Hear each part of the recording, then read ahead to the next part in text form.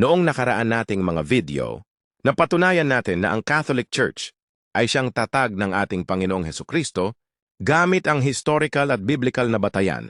Ngayon naman, pag-uusapan natin ang paglaganap nito mula sa bansang Israel, especially sa Jerusalem, patungong Roma hanggang sa buong panig ng mundo tulad ng Pilipinas. Bakit nga ba napunta sa Roma ang simbahan ni Kristo na nagsimula sa Jerusalem? Dahil ito'y inihayag mismo ng ating Panginoon. Ito ang sinabi niya sa mga taga-Israel, Mateo Kapitulo 21. Versikulo 43 ang Biblia version, kaya nga sinasabi ko sa inyo, aalisin sa inyo ang kaharian ng Diyos at ibibigay sa isang bansang nagkakabunga. Malinaw ang sinabi ng Panginoon na aalisin sa bansang Israel ang kaharian ng Diyos at ibibigay sa bansang nagkakabunga. Anong bansa kaya ang tatawagin? Basahin natin ang mga susunod na talata, Mga Gawa, Kapitulo 23, Versikulo 11. Magandang Balita Biblia Version, kinagabihan, nagpakita ang Panginoon kay Pablo at sinabi sa kanya, lakasan mo ang iyong loob. Nagpatotoo ka tungkol sa akin dito sa Jerusalem, ganyan din ang gagawin mo sa Roma. Mga taga-Roma, Kapitulo 1, Versikulo 7 hanggang 8. Magandang Balita Biblia Version, sa inyong lahat na nasa Roma, mga minamahal ng Diyos at tinawag upang maging banal, sumainyo nawa ang pagpapala at kapayapaang mula sa Diyos, na ating Ama at sa Panginoong Hesukristo. Una sa lahat, nagpapasalamat ako sa aking Diyos, sa pamamagitan ni Hesukristo dahil sa inyong lahat, sapagkat ang inyong pananampalataya ay balitang-balita sa buong daigdig.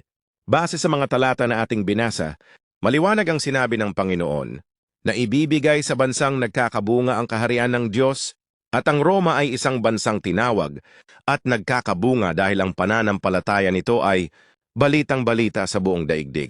Kaya ito ang dahilan kaya nasa Roma na ang sentro ng simbahan ni Kristo, bagamat sa Jerusalem nagsimula. Paano naman nakarating sa Pilipinas ang tunay na Kristyanismo?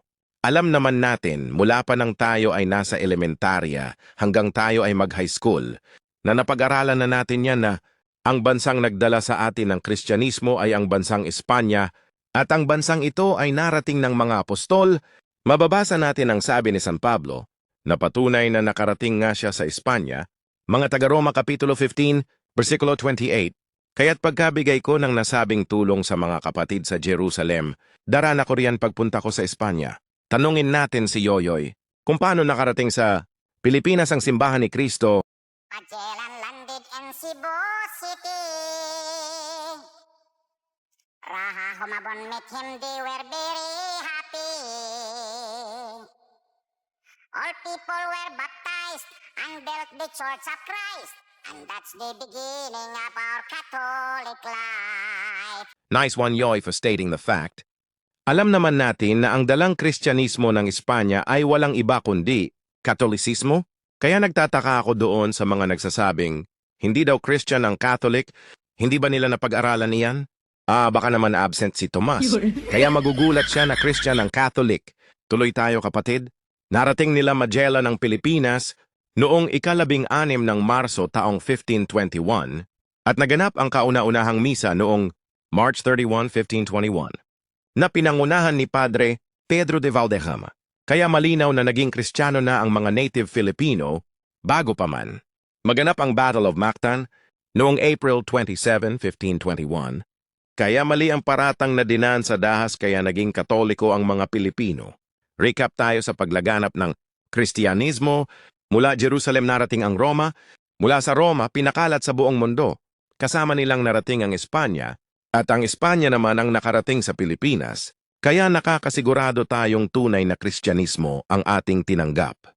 Kaya kung yan ay nagpapakilala na tunay na simbahan, pero hindi nagmula sa Jerusalem, at dito lamang sa Pilipinas umusbong at bagong tatag lamang, at walang connection sa mga apostol, at kapag inalam mo kung sino ang founder, hindi si Kristo, mag-isip ka na, dahil nasusulat, mga awit o salmo, Kapitulo 127, Versikulo 1, ang Biblia version, malibang itayo ng Panginoon ang bahay, walang kabuluhang nagsisigawa ang nagtatayo. Hanggang sa muli kapatid, kung nagustuhan mo ang video na ito, huwag kalimutan i-like at i-share mo sa kapwa natin Katoliko para sila din ay makaalam ng katotohanan ito.